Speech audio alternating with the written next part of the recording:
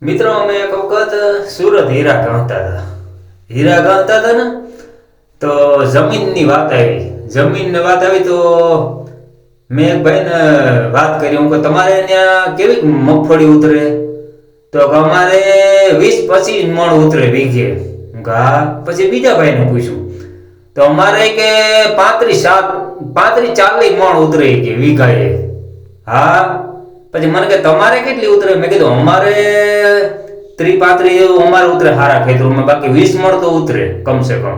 હા પછી એક ભાઈ બીજાને પૂછ્યું હું કે તમારે કેટલી ઉતરે? કે અમારે 60-65 મણ.